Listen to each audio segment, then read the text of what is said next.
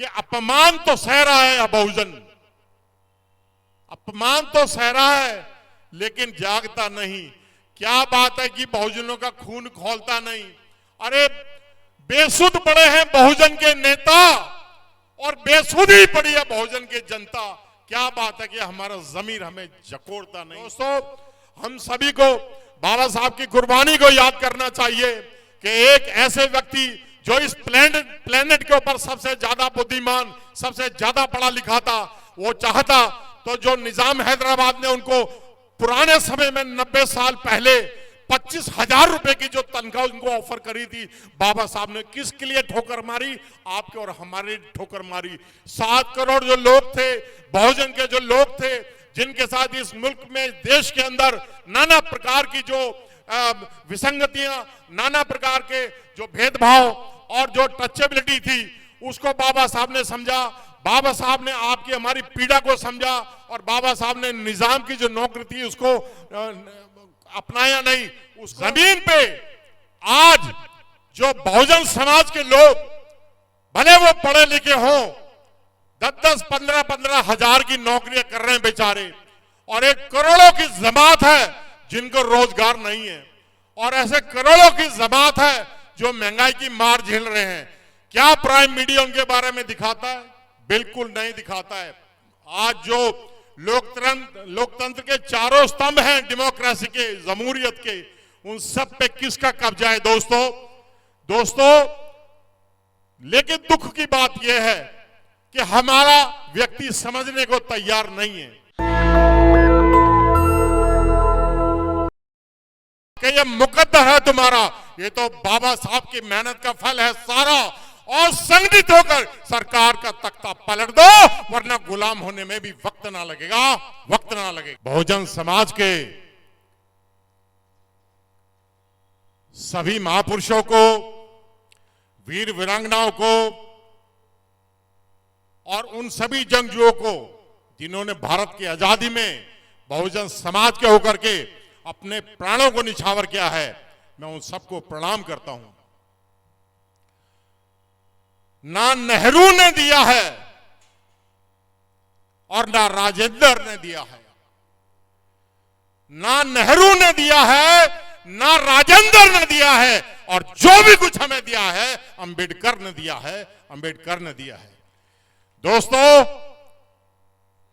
लगभग सभी बातों पे यहां से प्रकाश डाला गया है। मैं कुछ अलग से हट के बात करूंगा, केवल 1 मिनट के लिए आपको इतिहास में लेके जाना पसंद करूंगा। पहले, भारत जो देश है, इसको कुदरत की सभी नियामतें प्राप्त हैं, चाहे वो मीठा पानी हो, इतनी सारी नदियां हैं, इतनी उपजाऊ भूमि है और इतना सुंदर वातावरण है कि ये जो देश है ये अग्रणी होने के लिए बेताब है, ब्रेकआउट करने के लिए तैयार है। लेकिन आज भी देश की जो हालत है वो आपसे छुपी नहीं है। दोस्तों, जो मीडिया आपको परोसती है वो अलग है और जो जमीन की सच्चाई है वो अलग है। बता दो मेरी बात झूठ है क्या? जमीन पे आज जो बहुजन समाज के लोग, भले वो पढ़े लिखे हों, 10-10, 15-15 हजार की नौकरियां कर रहे हैं बेचारे, और एक करोड़ों की जमात है जिनको रोजगार नहीं है, और ऐसे करोड़ों की जमात है जो महंगाई की मार झेल रहे हैं। क्या प्राइम मीडिया उनके बारे में दिखाता है? बिल्कुल नहीं दिखाता है। आज जो लोकतंत्र के चारों स्तंभ हैं, डेमोक्रेसी के, जमहूरियत के, उन सब पे किसका कब्जा है दोस्तों?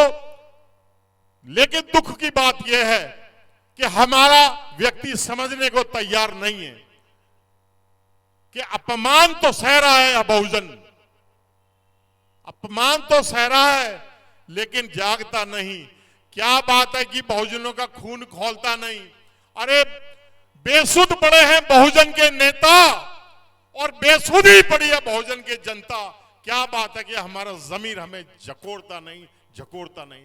दोस्तों, जब तक हमारा जमीर हमें उठाएगा नहीं, जगाएगा नहीं, ये जो कार्यक्रम है दोस्तों, ये वी द पीपल, पैगाम और मिशन जय भीम और हमारी संस्था जिसके राष्ट्रीय अध्यक्ष हैं मुकेश कुमार महावर जी, बहिष्कृत वेलफेयर फाउंडेशन और अन्य बहुत सारी संस्थाएं मिलकर करती हैं। दोस्तों कोई भी काम जो करना होता है, कोई इवेंट, कोई प्रोग्राम को ऑर्गेनाइज करना होता है, वो आसान नहीं होता है।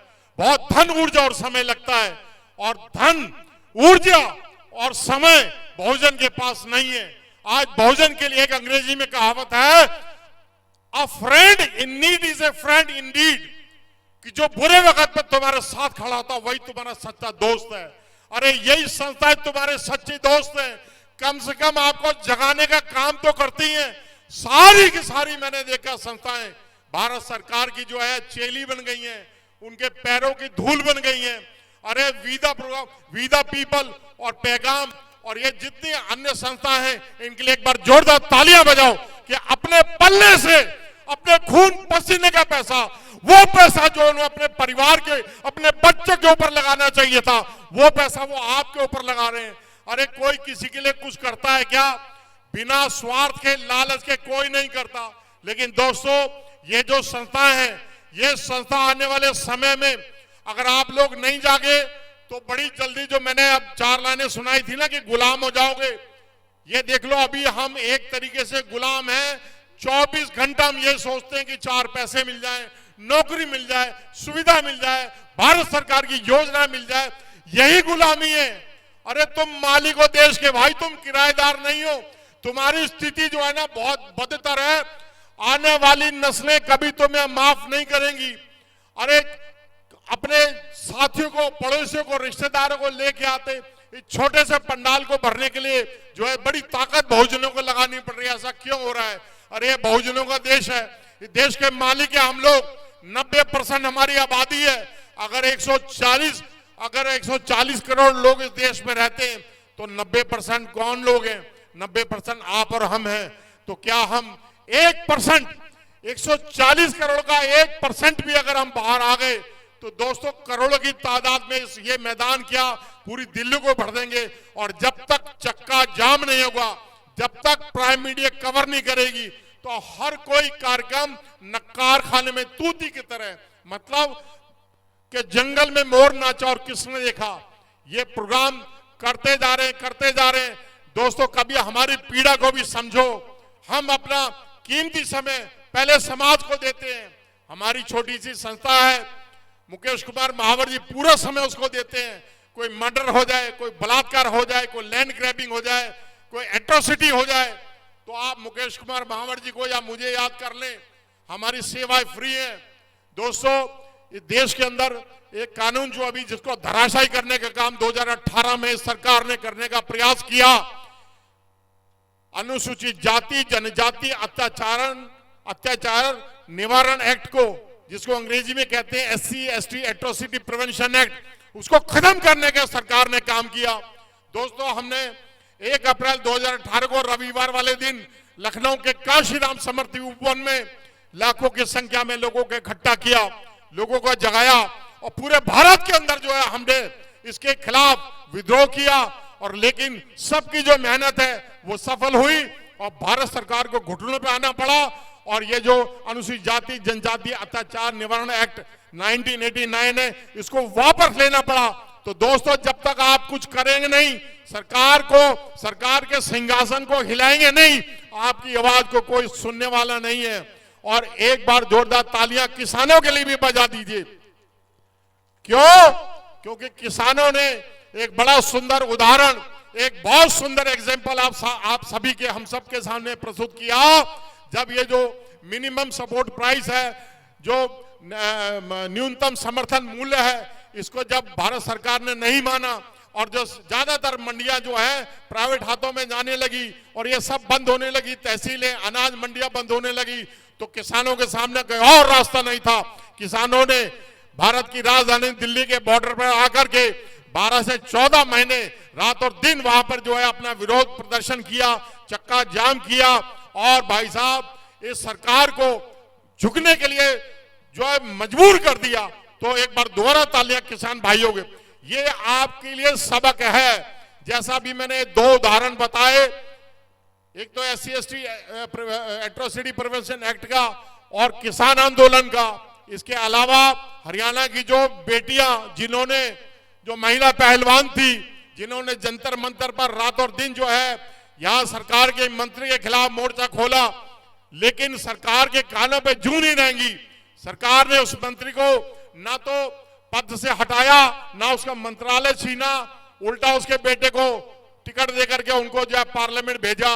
तो दोस्तों, इनकी गलती हो तो यह माफ कर देते हैं, लेकिन बहुजन के अगर किसी बच्चे ने अगर कोई गलती कर दी उसके खिलाफ सारे कानून लागू कर देते हैं। मेरे सामने मुस्लिम भाई बैठे हैं जिनका भारत की आजादी के लिए बराबर का इनका सहयोग है।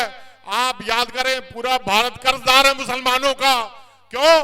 क्योंकि जब मैसूर का राजा जिसने हमारे महिलाओं को ऊपर का तन ढकने की इजाजत नहीं थी, एक टीपू सुल्तान ऐसा सम्राट हुआ है जिसने पूरे समाज के खिलाफ जाकर के, और ये सारी माता बहनों को ऊपर का तन ढकने का, स्तन ढकने का जो अधिकार है, टीपू सुल्तान और उसके वालिद, उसके बाप जो उनके वालिद साहब थे, उन्होंने, हैदर अली साहब ने, और उन्होंने जो अपनी भारत की जो जंग आजादी हुई थी 1857 की, सबसे पहले उन्होंने अपनी शहादत दी। टीपू सुल्तान के लिए भी तालियां बजनी चाहिए। दोस्तों, मुस्लिम जो है ये बराबर का हमारा भाई है। आज न जाने क्यों ये सरकार जो है मुस्लिम को इस तरह पेश कर रही है जैसे मुस्लिम इस मुल्क का बाशिंदा नहीं है या इस मुल्क का मालिक नहीं है। नहीं, वो हमारा भाई है। जो आपने देखा होगा, गंगा जमुना तहजीब का नाम आप ले, और जो हिंदुस्तान के, भारत के अंदर ये जितने भी मुस्लिम कौमें हैं, भाई साहब, इन्होंने होली के अंदर भी उतने खूबसूरती से उस कार्यक्रम को मनाया, होली के पर्व को मनाया है, जितना कि हिंदुओं ने, जो भारत के वासी हैं, भारतीयों ने, जिन्होंने इनको अपना भाई समझा, ईद के मौके पर इनके साथ प्यार से, मोहब्बत से गले मिले। इसलिए मैं बोलूंगा कि हिंदू मुस्लिम एकता, आपने जोर से बोलना है, जिंदाबाद हिंदू मुस्लिम एकता, हिंदू मुस्लिम एकता। दोस्तों, हम सभी को बाबा साहब की कुर्बानी को याद करना चाहिए कि एक ऐसे व्यक्ति जो इस प्लेनेट के ऊपर सबसे ज्यादा बुद्धिमान, सबसे ज्यादा पढ़ा लिखा था, वो चाहता तो जो निजाम हैदराबाद ने उनको पुराने समय में 90 साल पहले 25,000 रुपए की जो तनख्वाह उनको ऑफर करी थी, बाबा साहब ने किसके लिए ठोकर मारी? आपके और हमारे ठोकर मारी। 7 करोड़ जो लोग थे, बहुजन के जो लोग थे, जिनके साथ इस मुल्क में, देश के अंदर नाना प्रकार की जो विसंगतियां, नाना प्रकार के जो भेदभाव और जो टचेबिलिटी थी, उसको बाबा साहब ने समझा। बाबा साहब ने आपकी हमारी पीड़ा को समझा, और बाबा साहब ने निजाम की जो नौकरी थी उसको अपनाया नहीं, उसको एक्सेप्ट नहीं किया बाबा साहब ने। उसके बाद पटियाला का जो महाराज था भूपिंदर सिंह, उसने 50,000 रुपए की तनख्वाह से 90 साल पहले बाबा साहब को देने की ऑफर की, बाबा साहब ने ठुकरा दिया। बाबा साहब ने पूरा जीवन आपके और हमारे लिए पूरा कुर्बान कर दिया। उन्होंने कभी पैसे का मुंह नहीं देखा, लेकिन उसकी काबिलियत, उनकी जो लियाकत थी, उनके जो इंटेलिजेंस था, उसी के द्वारा मजबूरन भारत सरकार के, और जो जब देश आजाद हुआ, जितने भी नेता थे सभी ने अंत में बाबा साहब की तरफ देखा, क्योंकि बाबा साहब ही वो व्यक्ति थे जो भारत का संविधान बना सकते थे। बाबा साहब ने दिन रात 2 साल 11 महीने 18 दिन मेहनत करी और भारत का संविधान बनाया, और आज आपको और हमको इस लायक बनाया कि आज हम सरकारी नौकरियों पर हैं। कोई मतलब सरकार तो खैर भेदभाव करते, लेकिन आपस में हमारा भेदभाव कम हो गया है। तो इसलिए बाबा साहब के लिए गगनचुंबी तालियां बजाइए। भाई तालियां तो तुम्हारी धीरे बज रही हैं, जोरदार तालियां बजाइए बाबा साहब के लिए। दोस्तों, एक छोटी सी बात और मैं बोलूंगा जो इस मंच के माध्यम से बहुत जरूरी है कि क्या हम इसी प्रकार से कार्यक्रम करते रह जाएंगे? क्या हम इसी प्रकार से अपना शोषण होते हुए देखते रह जाएंगे? क्या कभी ये परिवर्तन की जो लहर है ये अपने चरम पे पहुंचेगी? क्या कभी भारत का जो प्रधानमंत्री है वो बहुजन समाज से होगा? क्या बोलते हैं आप? हाथ उठा के बताइए, बनना चाहिए कि नहीं बनना चाहिए बहुजन का प्रधानमंत्री? क्योंकि बहुजन का जब तक प्रधानमंत्री नहीं बनेगा, आपके हमारी जो समस्याएं इनके ऊपर भारत सरकार टेलीविजन में तो बोलती है, लेकिन ग्राउंड रियलिटी पे कुछ नहीं हो रहा है। इसलिए हम सबको, जो हमारी संस्थाएं हैं, इनके जो सेवादार हैं, इनके जो समाज सेवी हैं, जो बहुजन के नेता हैं, इन सबको आगे बढ़ाना चाहिए। और 4 लाइनें बोलूंगा जो मैंने लिखी थी, बड़ी मशहूर हुई थी कि जमीर जिंदा रख और कबीर जिंदा रख। हम कोली समाज के लोग हैं, कपड़ा बुनने वाले, इसलिए कबीर साहब का नाम इसमें मैंने जोड़ा था कि जमीर जिंदा रख और कबीर जिंदा रख, और जिंदगी में सुल्तान भी बन जाए तो दिल में फकीर जिंदा रख, और हौसलों के तरकश में हिम्मत का वो तीर पे रख कि जिंदगी में सब कुछ हार जाए लेकिन जीतने की उम्मीद जिंदा रख, उम्मीद जिंदा रख। नेशनल दस्तक की आपसे गुजारिश है कि अगर इसको बचाना चाहते हैं तो नेशनल दस्तक को सब्सक्राइब करने के लिए रेड कलर के सब्सक्राइब बटन को दबाएं, फिर बेल आइकन की घंटी दबाएं। नेशनल दस्तक को बचाने के लिए बहुत जरूरी है कि हर खबर को शेयर करें, लाइक करें, कमेंट जरूर करें।